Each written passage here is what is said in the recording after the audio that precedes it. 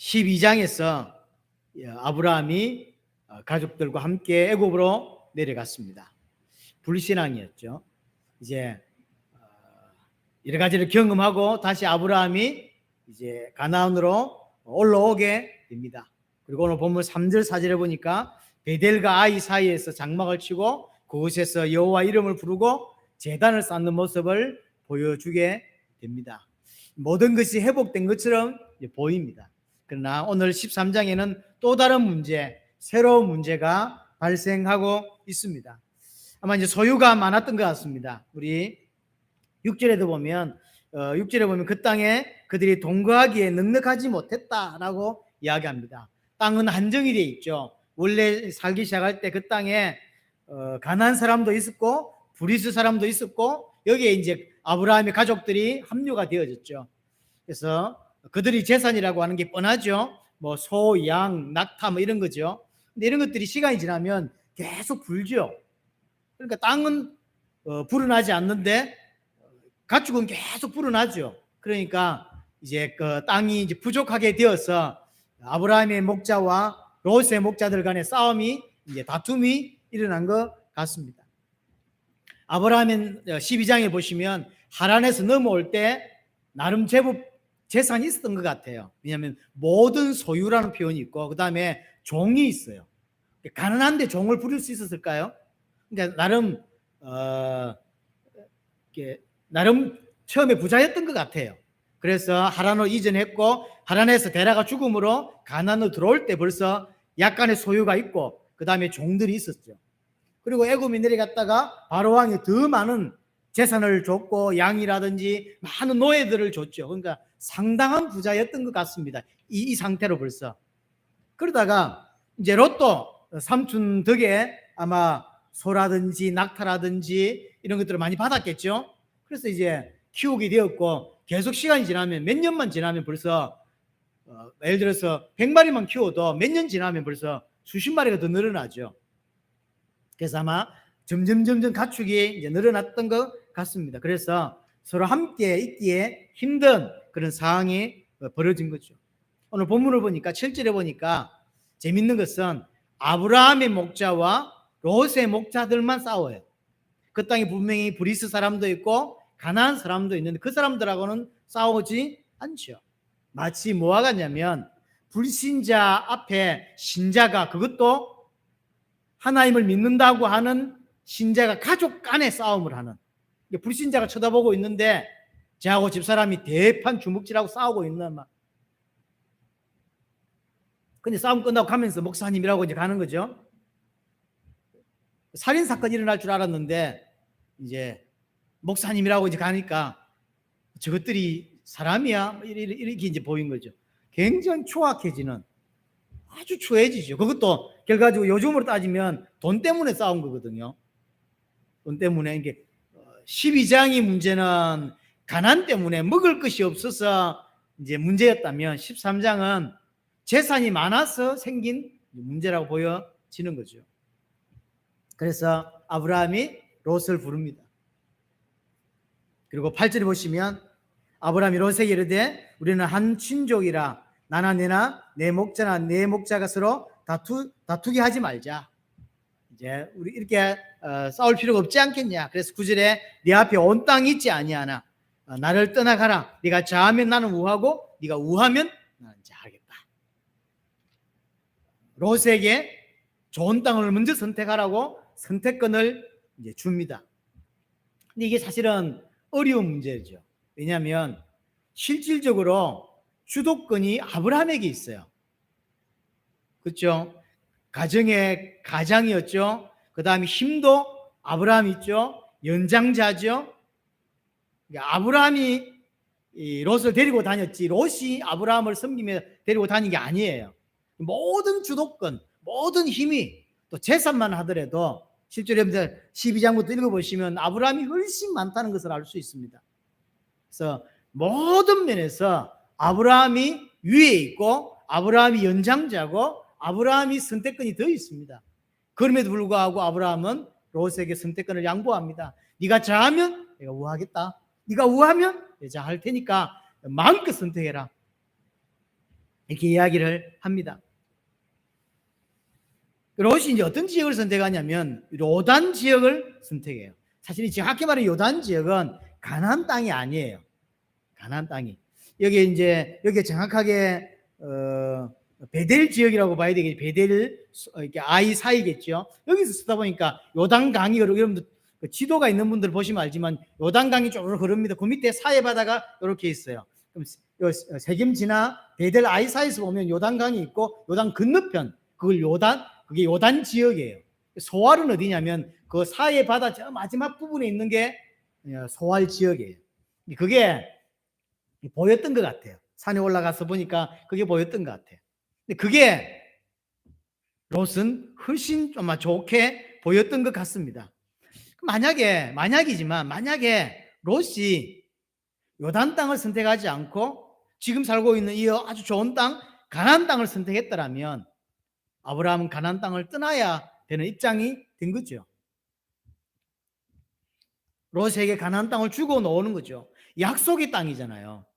약속의 땅을 포기하고 나올 생각이었다는 거죠. 여기서 아브라함 창세기 13장은 뭘 보여주냐면 아브라함이 변했다고 하는 걸 우리에게 보여주는 거예요. 아브라함이 변했다고 하는 것은 땅이 중요한 게 아니구나 라고 하는 거죠. 내가 어디에 있어야 된다라고 하는, 뭐가 중요하냐면 하나님이 나와 함께하고 계시냐 함께하지 않냐 라고 하는 것이 중요한 거구나. 하나님이 나를 붙잡고 있냐, 하나님이 나를 책임지고 있냐, 이게 중요한 것이지 하나님이 약속했다고 해서 그 땅이 중요한 게 아니구나라고 하는 것을 이제 알게 된 거죠. 아브라함은 하나님이 나와 함께 하신다, 하나님이 나를 책임지신다라고 하는 사실을 믿지 못했더랬어요. 알지 못했더랬어요. 그래서 기근이 오니까 죽는 줄 알았던 거예요. 그래서 뭘 핑계댔냐면 약속을 핑계대는 거죠. 약속을 핑계 삼아 애굽으로 바로 내려갔어요. 왜냐하면 분명히 하나님이 아브라함에게 너로 말미암아 민족이 복을 받을 것이다, 큰 민족을 이룰 것이다 라고 말했거든요. 내가 살아야 민족을 이룰 수 있고, 내가 살아야 언약이 성취될 수 있고, 내가 살아야 세계복음 할 수 있지 않겠냐, 이런 거죠. 언약을 핑계 삼아, 하나님께 할 말이 있는 거죠. 언약을 핑계 삼아 애굽으로 내려갔던 거예요. 불신앙이죠.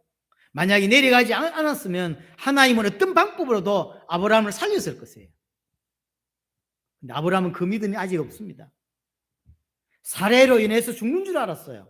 사실은 안 죽어요. 그러나 죽는 줄 알았어요. 그래서 약속을 핑계 삼아 사례를 아마 설득했을 거예요.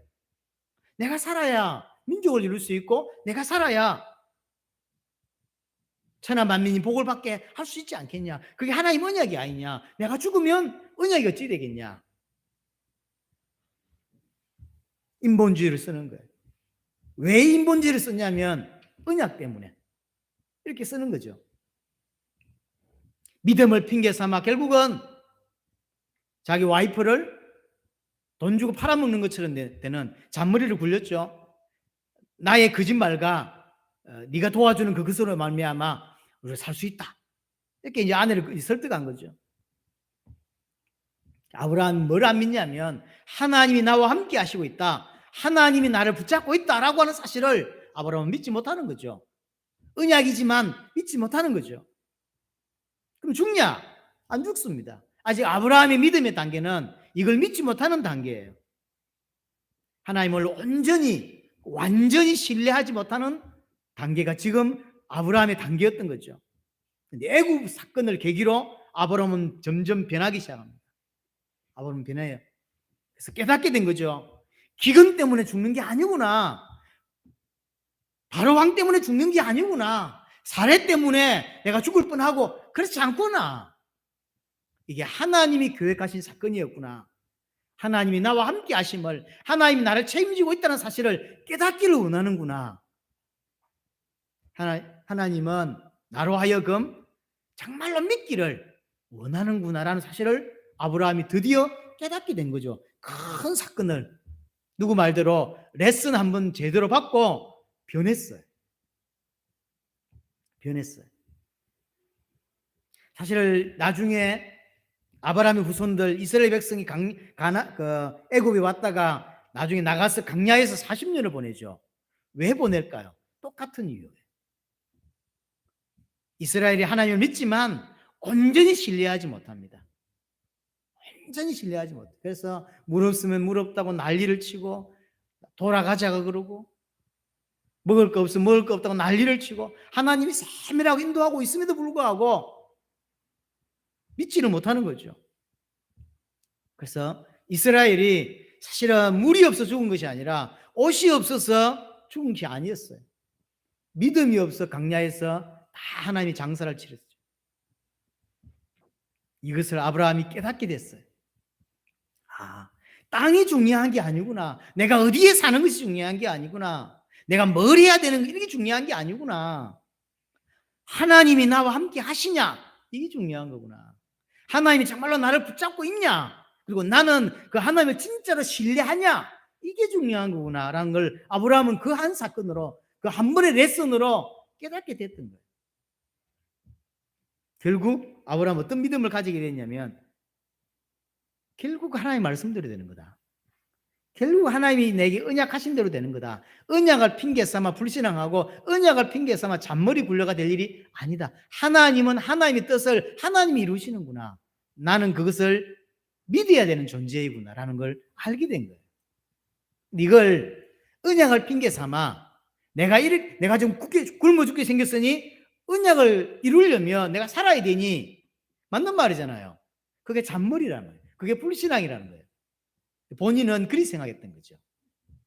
본인이 이렇게 하면 하나님 언약이 성취되고 내가 이렇게 하면 당세복이 완성되고 이럴 줄 안단 말이에요.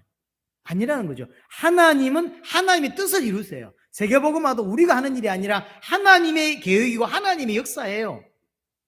우리 보고 뭘 원하냐면 그걸 믿냐는 거예요. 믿어? 그럼 행동해봐. 그래서 우리가 하는 게 아니라 하나님이 행하시고 하나님 하시는 거예요. 그걸 믿고 이래도 순종하고 저래도 순종하는, 하나님을 신뢰하는 것을 하나님은 원하시는 거죠.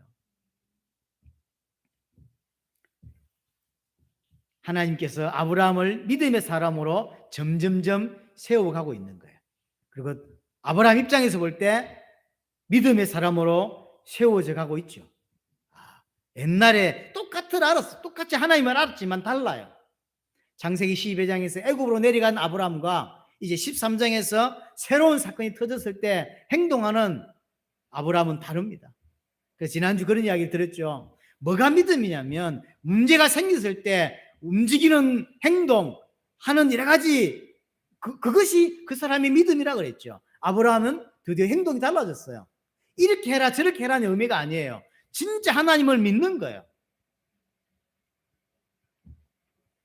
기근이 왔을 때 자신이 얼마나 믿음이 없었는지를 그때 알았어요. 아마 기근이 안 왔다면 아브라함은 자기가 얼마나 어떤 믿음이 있는지를 몰랐을 것입니다. 근데 문제가 발생하니까 자기 믿음을 정확하게 보게 된 거예요. 기근이라고 하는 과정을 통하여 변화되기 시작합니다. 분명히 성도는 연단을 통하여 변화되고 성장하고 믿음의 사람으로 세워져 간다고 하는 사실이에요. 참 중요한 거죠. 그래서 문제는 참 우리에게 고통일 수 있어요. 문제는 고통일 수 있지만 하나님의 백성으로 살아가는데, 하나님의 백성으로 만드는데 과정이 된다고 하는 거죠. 아브라함이 이걸 깨달은 거죠. 내가 정확한 믿음을 가지고 있지 않았구나. 내가 믿지 않았구나. 머리로는 분명히 하나님을 믿었고 언약을 믿었지만 실제로는 이 머리에서 가슴까지 안 내려왔다고 하는 사실을 아브라함은 봤어요. 내가 안 믿었구나. 그래서 잔머리 쓰고 불신앙하고 살에 꼬시고 막 살아야 되니까. 하나님은 이 사건을 통하여 내가 진짜로 하나님께 무릎 꿇고 하나님을 신뢰하는 자로, 하나님을 믿는 자로 거듭나기를 원하는구나라는 걸 아브라함은 다행히 알아들었어요. 감사하죠. 이때부터 아브라함은 핑계대지 않습니다. 핑계대지 않습니다. 이유가 없는 거죠. 언약을 핑계 삼아 인본주의 쓰지 않는 거예요. 옛날 같으면 할 말이 분명히 있었을 건데 이제는 핑계대지 않습니다. 보통 자기의 환경을 가지고 사실은 사람은 핑계댑니다. 만약에 가난한 사람은, 돈이 없는 사람은 돈 있으면 하나님 잘 섬길 수 있다라고 생각을 해요. 그건 분명히 착각이에요. 왜 그러냐면 믿음이 없기 때문에 하나님을 못 섬기는 것이지 돈이 없기 때문에 하나님 못 섬기는 게 아니에요. 만약에 돈 있으면 하나님 못 섬겨요. 현재 있는 자기 환경에서 하나님을 못 섬기는 사람은 자기가 원하는 환경이 돼도 만약에 물질이 많아지고 시간이 많아진다고 할지라도 하나님 못 섬깁니다. 지금 하나님을 섬길 수 있는 자, 지금 하나님을 향하여 눈을 돌릴 수 있는 자, 그 사람이 하나님을 섬기는 것이지 아브라함이 이게 바뀐 거예요. 언약을 핑계 삼아 애굽 가고 언약을 핑계 삼아 거짓말하고 언약을 핑계 삼아 자꾸 이렇게 불신앙한단 말이에요. 근데 그 애굽 사건을 통하여 아브라함이 변했어요. 네가 저하면 내가 우하겠다. 아무 상관이 없다. 왜냐하면 내가 우한다고 축복을 받고 내가 자한다고 축복받는 게 아니라는 걸 알았어요. 하나님이 나와 함께 하셔야 되는 것이고 내가 하나님과 함께 해야 되는 것이지 내가 우하면 복이 되고 내가 자하면 복이 되는 그런 존재가 아니라는 것을 아브라함은 알게 된 거죠. 그래서 아브라함은 뭐 하냐면 주장하지 않아요. 그래서 네가 좌하면 내 우할게, 네가 우하면 내 좌할게.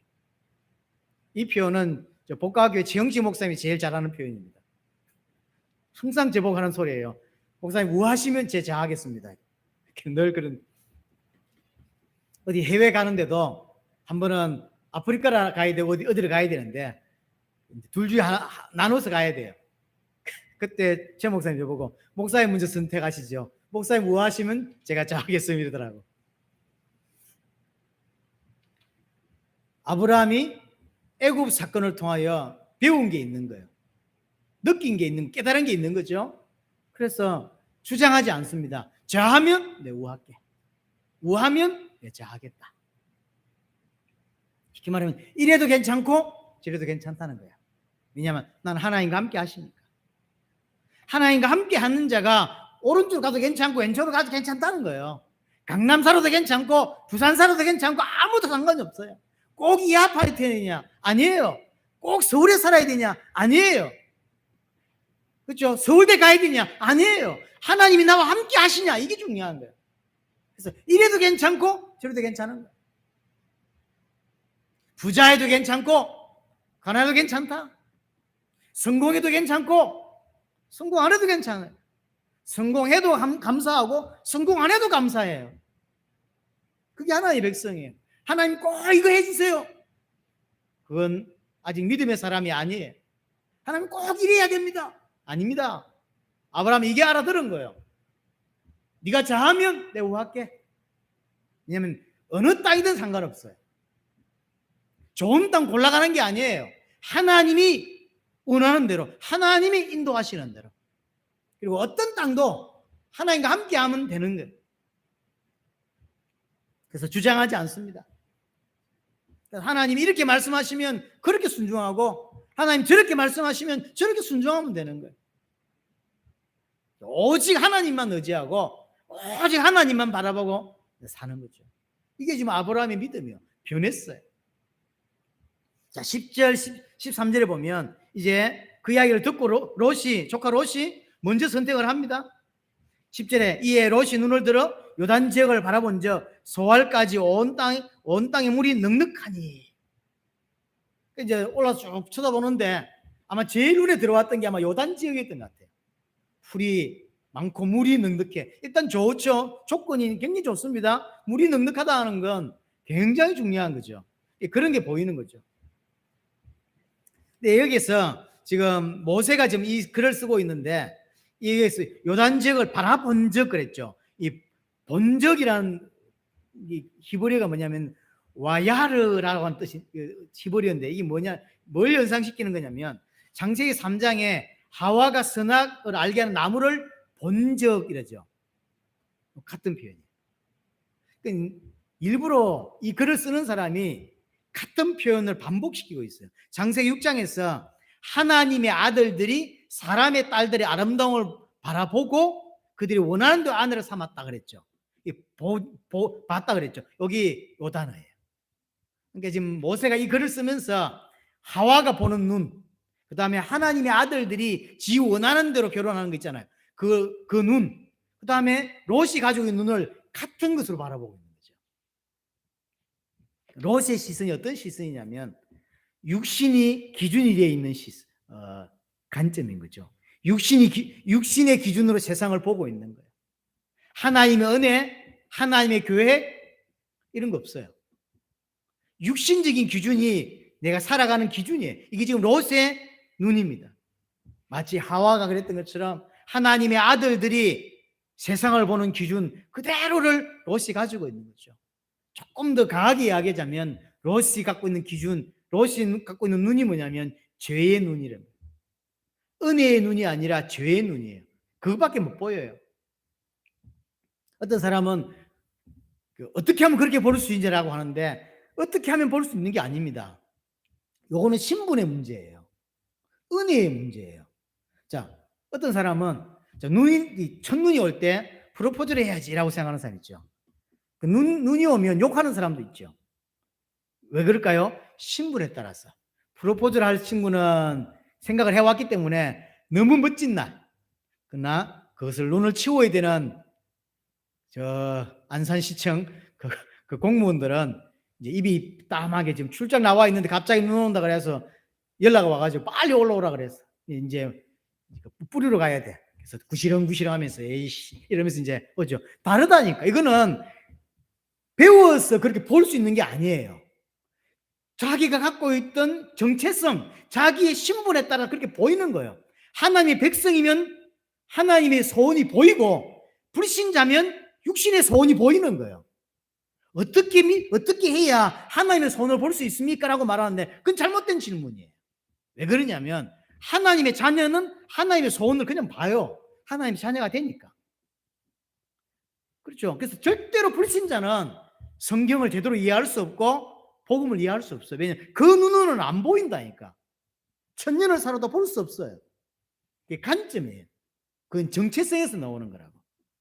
제 입장과 저 입장이 다르죠. 똑같은 현상을 보고도 다른 거죠. 그럼 롯이 영적으로 어떤 상태인지를 간접적으로 사실은 보여주고 있는 거죠. 그렇게밖에 안 보여요. 요단 지역이 너무 좋고 그게 죄의 눈이란 말이에요. 그 눈으로 보니까 어떻게 보이죠? 오늘 10절에 말한 대로 소알까지 물이 넉넉하고 최적의 조건이죠.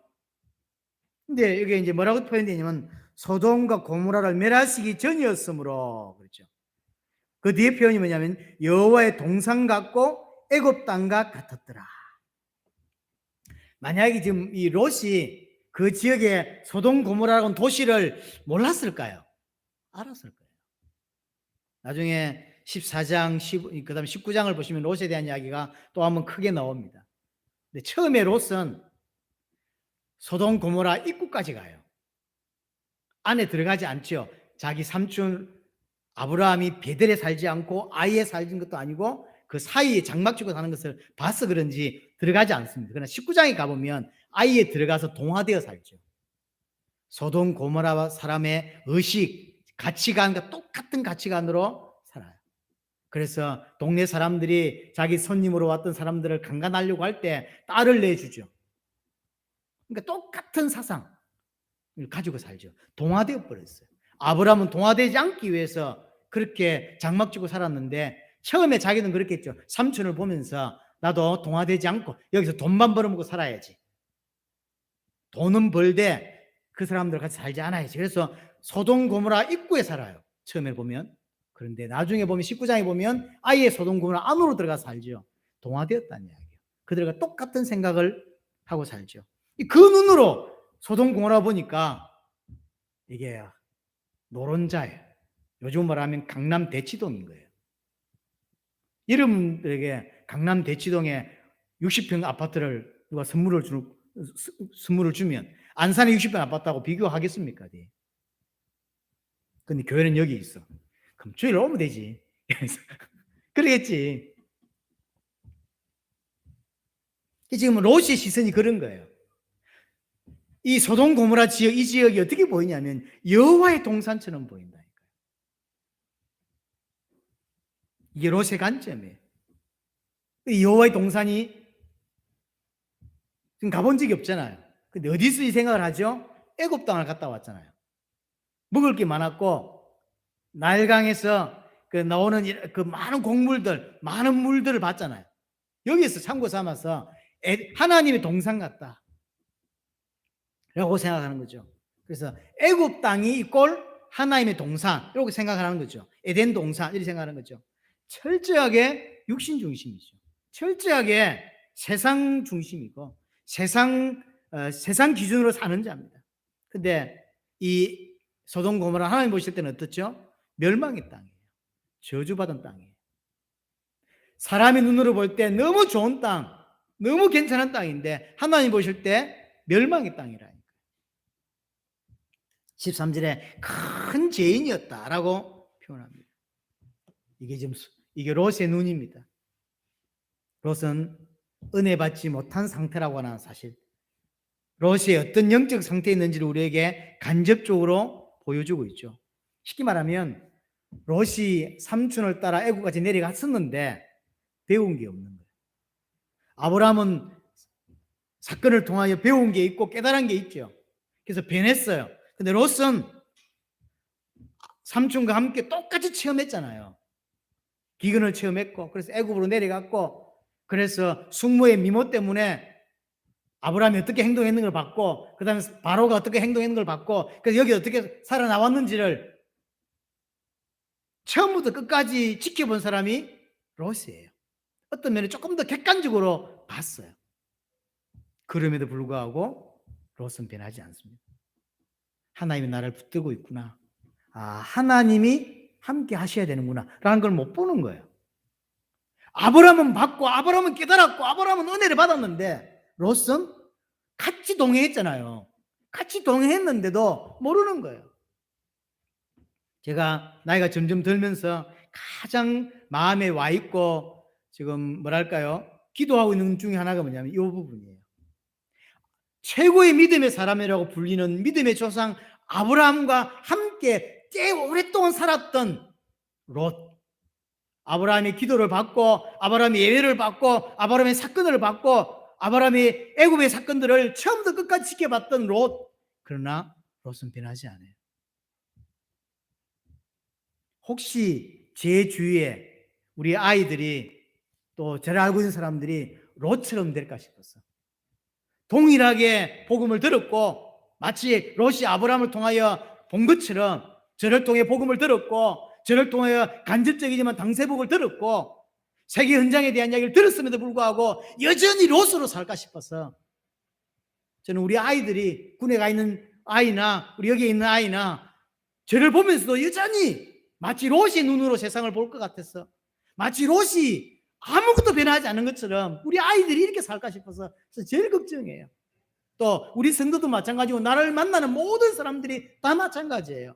아브라함은 최고의 사람이 되어가고 있는데 롯은 하나도 변한 게 없어요. 하나도 못 봐요.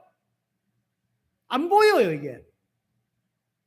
아브라함의 믿음이 안 보이고 하나님이 아브라함을 어떻게 움직이시는지 어떻게 개입해서 끌고 가시는지가 안 보이는 거예요. 그러니까 롯이 이렇게 사는 거지. 혹시 내 주위의 사람들이 나를 보고도 그렇게 살까 싶었어요. 저는 그게 사실은 제일 이제 걱정이에요. 우리는 그래 기도해야 합니다. 여러분들의 모습을 보고 믿음이 생기지 않을까 싶었어. 우리는 고민해야 합니다. 그런 일이 없도록. 그런 일이 벌어진다니까요. 근데 그 노아 때도 보세요. 노아가 눈 시퍼렇게 살아있는데 바벨탑 쌌잖아요. 지금 아브라함은 변해서 성장하고 믿음의 사람으로 계속 세워져 가고 있는데 롯은 하나도 변하지 않아요. 롯은 달라지는 게 없어요. 본 게 없어요.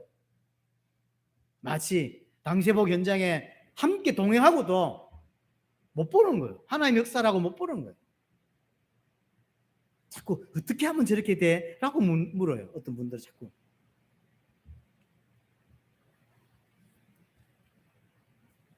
물질이 풍부한 이곳, 물질이 풍부한 곳, 그게 마치 천국 같다라고 롯은 표현하고 있습니다. 오직 육신이 기준이에요. 오직 세상이 기준이죠. 그래서 육신을 따라 사는 사람이에요, 롯은. 정말로 성도에게 축복이 뭘까요? 아브라함에게 축복이라고 하는 게 뭘까요? 좋은 땅을 선택하는 것일까요? 그렇으면 아브라함이 먼저 선택해야지. 아니에요. 땅이 중요하지 않다는 거예요.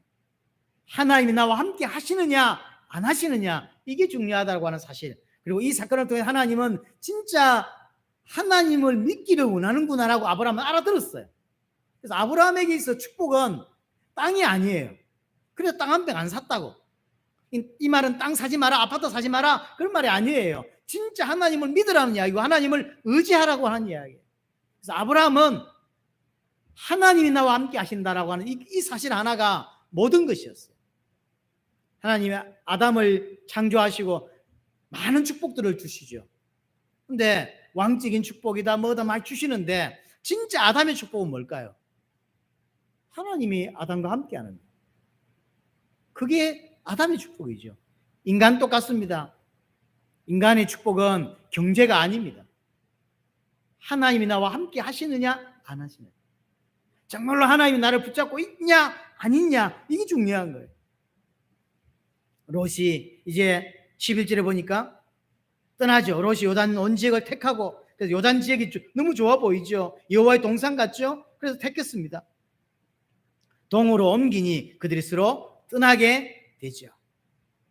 롯이 너무 좋은 땅을 골라갔습니다. 하지만 그 땅은 저주받은 땅이죠. 롯은 하나님과 전혀 상관없는 육신적인 것으로 기준으로 삼아 선택하고 살아가는 사람입니다. 세상을 의지하는 자, 땅을 기준으로 사는 자죠. 자, 이 사람이 롯이 구원을 받았는지 안 받는지 잘 모르겠어요. 만약 구원을 안 받았다면 좀 전에 설명했던 너무 안타깝습니다. 아브라함의 조카이면서 아브라함이 변하는 걸 보면서 아브라함의 인생에 하나님이 개입하시는 걸 보고도 믿지 못하는 불신자였다면 너무나 안타깝고, 만약에 신자였다면, 왜냐하면 신자 같은 느낌이 주는 게 몇 가지 있죠. 왜냐하면 의로운 롯이라는 표현이 있거든요. 의로운 롯이라고. 나중에 소돔 고모라 멸망할 때 천사가 가서 롯을 이렇게 뭐 하잖아요. 이런 걸 보면 롯이 구원을 받은 것 같기도 하다라는 생각이 듭니다. 그럼 알 수가 없어요. 그걸로 구원받았다고 말하기는 어려워요. 자, 그럼 구원받았다고 치고 구원받았다면 더 안타깝습니다. 구원을 받고 최고의 믿음의 사람 아브라함 옆에서 오랫동안 지켜보면서도 본인은 믿음이 성장하지 않는 거예요. 여전히 육신이 기준이고 땅 기준으로 살아가는, 그래서 하나님이 멸망의 땅, 하나님 보실 때 멸망의 땅, 하나님 보실 때 저주 땅을 여호와의 동산같이 보는 그 시각, 사실은 은혜 받지 못한 자고 멸망받을 자의 사실은 너무 안타깝죠. 그래서 앞으로도 롯에 대한 이야기를 할 수 있는 기회가 분명히 있겠지만 롯의 일생을 한번 돌아보면 참으로 안타깝습니다. 왜냐하면 14장에 보면 이제 떠나서 이제 요단지로 갔잖아요. 소문이 들리는 거예요. 그 해필 갔는데 전쟁이 났네, 그 지역에. 근데 그게 휘말려 가지고 롯이 잡혀갔어요. 포로로. 자기하고 전혀 상관없는 사건이 터졌는데 그게 그리 된다고요. 우리나라 속담에 비슷한 말이 있죠. 앞으로 넘어졌는데 뒤로 넘어졌는데 코가 깨진다 그러죠. 뒤로 넘어지면 이어가 깨져야지 왜 코가 깨집니까? 안 되는 놈은 그래 된다니까요. 뒤로 넘어져도 코가 깨지는 거죠. 좋은 땅 골라 갔는데 해필 전쟁 나가지고요, 죽을 고생하라는 거죠. 아브라함이 안 갔으면 그래서 죽거나 맞아 죽거나만 했겠지. 나중에 19장에 가보시면 아브라함이 소돔 고모라 땅에서 살고 있는데 동화되어 살고 있는 모습이 보이죠.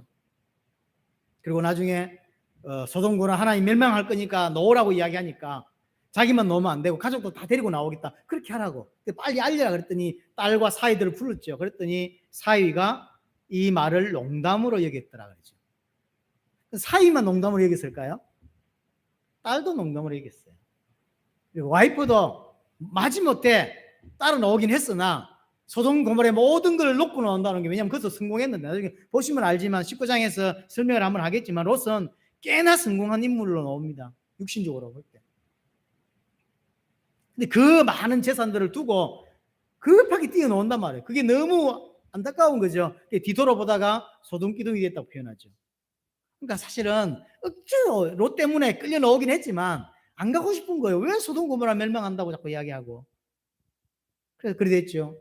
그래서 두 딸이 나중에 이 땅에서는 결혼할 수 있는 남자가 없다라고 판단하고 아버지를 술 먹이고 아버지에게 동침을 해서 자식을 얻죠. 그래 놓은 자식이 누구죠? 모압 암몬이죠. 이스라엘 역사에 가장 걸림돌이 된 민족, 이스라엘 민족을 가장 어렵게 만드는 민족이 누구죠? 모압과 암몬이에요. 살아있을 때도 믿음의 모습을 보이지 못하더니 그 후손들 또한 일평생 하나님이 원수된, 하나님 앞에서 원수된 이런 사단 같은 모습을 그 자식들이 다 보여줬어요. 그래서 참 롯은 안타까운 인생. 불신자라도 안타깝고 신자라고 해도 참으로 안타까운. 어떻게 신자가 저럴 수가 있을까? 옆에 하나님의 역사를 보고 하나님의 은혜를 보고 따라가는 사람이 있었음에도 불구하고 없었다면, 배우지를 못하고 듣지를 못해서 그렇다고 치지만 있었는데도 불구하고 신앙과 전혀 관계없는 인생을 살아가는. 근데 아쉬운 것은 분명히 전 세계 많은 사람들이 이럴 수 있다는 거예요. 분명히 자기 옆에는 진짜 괜찮은 신앙인들이 있음에도 불구하고 배우지 못하고 변화되지 못하고 성장하지 못하고 여전히 육신으로, 여전히 세상 기준으로, 여전히 불신자 기준으로 산다는 거예요. 살아갈 수 있다는 거예요. 분명히 기독교인 중에서. 자, 아브라함은 롯이 떠나고 나서 처음엔 그곳에 있었지만 나중에 어디로 가죠? 헤브론 지역을 가면 18절에 보면 이 아브라함이 장막을 옮겨, 처음에 옮긴 건 아니죠. 이제 나중에 옮긴 것 같습니다. 18절에 아브라함이 장막을 옮겨 헤브론에 이르매, 이 헤브론을 옮기기 전에는 무슨 일이 벌어지냐면 롯이 떠나가자마자 하나님이 다시금 언약을 되새기 주고 축복하는 이야기를 하죠. 이 이야기를 듣고 옮긴 지역이 헤브론이에요. 그럼 헤브론 지역이 대단히 좋고 대단히 괜찮은 지역이면 그렇지 않습니다. 헤브론 지역은 산지예요. 그러니까 척박한 땅이에요. 그 왜 갔을까요? 그건 정확히 알 수 없어요. 그러나 아브라함 믿음은 뭐가 있냐면 어떤 땅에도 상관없다는 걸 이제 알고 있는 거죠.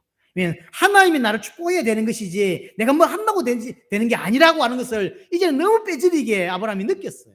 그래서 헤브론 지역을 갔어요. 물론 이유는 있었을 거예요. 분명한 것은 그 땅이 좋아서 간 건 아니에요. 이유가 있었던 것 같아요. 척박한 땅이고 사실은 소를 먹이기에 들판이 좋죠. 풀이 많아야 되고 목축업을 하니까 그다음 물이 많아요. 근데 산지예요. 저 산 꼭대기 쪽이란 말이에요. 그 풀도 많이 없어요. 그런 데를 왜 선택하는지. 그곳에서 그래서 뭐합니까? 제단을 쌓았다. 반드시 설명하고 있어요. 아브라함이 어떤 신앙인지를. 하나님이 나와 함께 하시면 된다. 아무것도 중요하지 않다. 하나님이 나와 함께 하신다.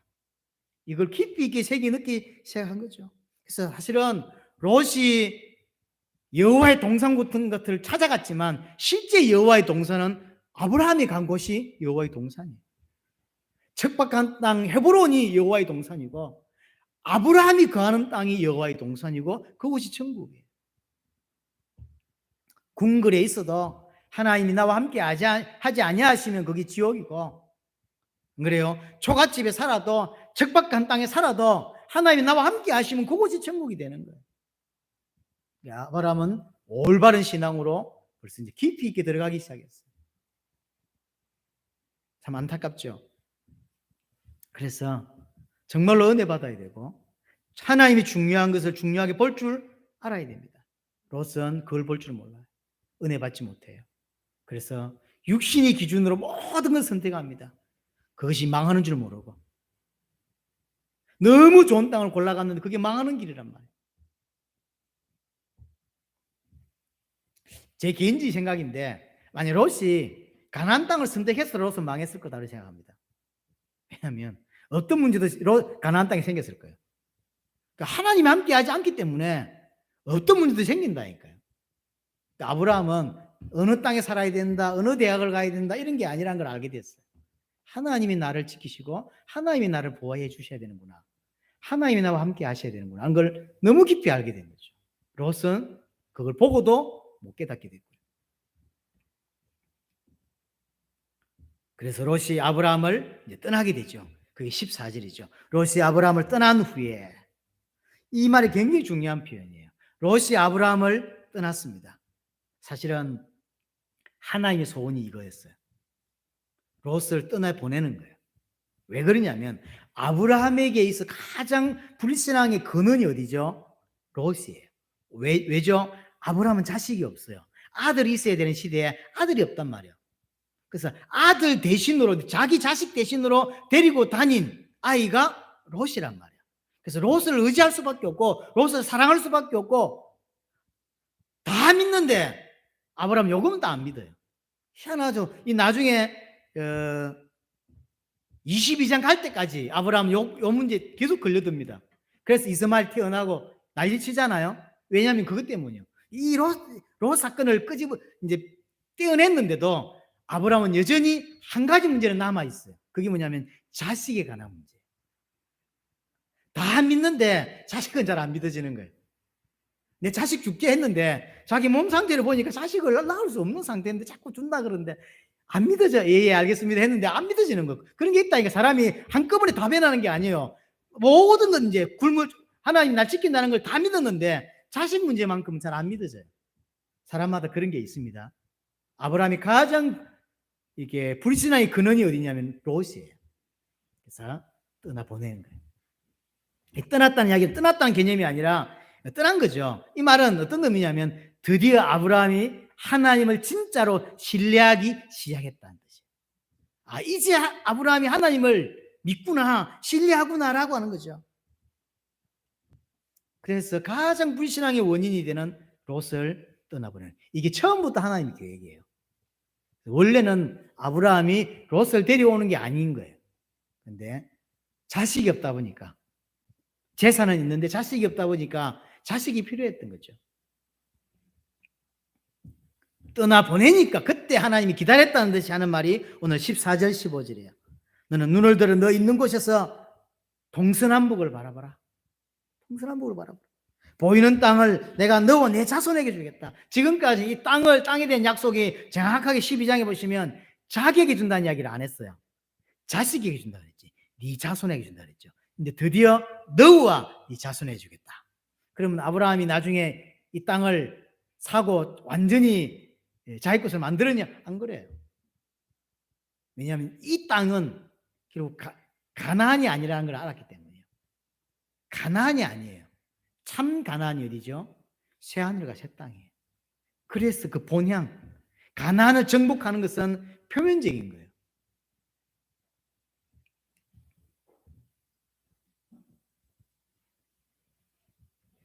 하나님이 드디어 아브라함에게 너와 내 자손에게 이걸 주겠다라고 이야기하죠. 이 아브라함이 동서남북을 바라보니까 어디도 보이죠? 요단 지역도 보인다고. 모든 지역은 다 보이지는 않았겠지만 요단 지역도 보여요. 롯은 여호와의 동산 같은 곳을 찾아갔지만 그곳은 여호와의 동산이 아니었고 하나님 보실 땐 저주의 땅이었죠. 아브라함은 척박한 땅을 헤브론으로 옮겼지만 그곳이 여호와의 동산이 되고 그곳이 천국이 돼요. 그러면서 진짜 여호와의 동산, 새하늘과 새 땅을 바라보는 자가 됐죠. 나중에 보시면 알겠지만 하나님은 롯이 선택했던 그 요단 지역까지도 결국 아브라함 후손들에게 주죠. 나중에 가나안을 이제 이스라엘이 모세가 죽은 이후에 여호수아 중심으로 정복을 하는 사건이 벌어집니다. 정복할 때 기억나실지 모르겠는데 정복할 때 12지파가 전체 가나안으로 다 들어온 게 아니에요. 요단 지역에 2지파가 남습니다. 우리는 안 들어가겠다. 요단 지역에 살겠다 해서 요단 지역에 2지역 반이 남아요. 정복할 때. 그 갓 지파하고 르우벤 지파가 요단 지역을 정복해 살고 므낫세 지파가 가나안에 요단이 가로질러 있고 그 왼쪽에는 므낫세의 반쪽이 또 오른쪽에는 요단강을 기준해서 오른쪽은 또 므낫세 또 다른 게 살아요. 그러니까 2지파 반 정도가 요단을 정복하고 살았다는 걸 볼 수 있는 거죠. 그러니까 아브라함이 원하지도 않았던 땅까지 하나님은 그 후손들에게 그렇게 주셨어요. 그러나 롯은 여호와의 동산 같은 것을 찾아갔지만 결국은 땅 한 평 차지하지 못하고 다 거기서 나온 모든 것들은 전부 다 사단을 의미할 만큼 큰 이상한 것들만 남겼죠. 모압, 암몬 자손들 남기고 사위들 절대 하나님의 말씀 믿지 않고 인생이 참 불행한 제가 볼 때 성경 안에서 가장 복음에 가까이 붙어 있었지만 가장 불행한 인생을 산 한 사람 중에 하나가 롯이에요. 딱 비교를 두 사람을 비교시켜줘. 아브라함과 롯. 정리하겠습니다. 12장 사건을 통하여 아브라함은 변했고 성장했습니다. 그러나 롯은 변하지 않고 여전히 불신자 상태로 그 사람이 구원을 받았는지 안 받는지는 모릅니다. 저는 개인적으로. 그러나 구원 안 받았다 할지라도 너무나 안타깝고 구원 받았다면 더 안타깝습니다. 그렇죠? 어떻게 구원을 받고도 아브라함의 모습을 보고도 하나님이 아브라함 인생에 개입하시는 걸 그렇게 보고도 깨닫지 못하고 육신적으로만 살아갔는지 안타깝습니다. 아브라함이 뭘 깨달았습니까? 하나님이 나와 함께 하심을 깨달았고 하나님이 나를 붙들고 있다고 하는 사실을 깨달았습니다. 이 은혜가 정말로 하나님 나와 함께 하시는구라고 하는 이것이 여러분 깊이 여러분의 믿음이 되고 하나님을 신뢰하는 은혜가 되기를 바랍니다.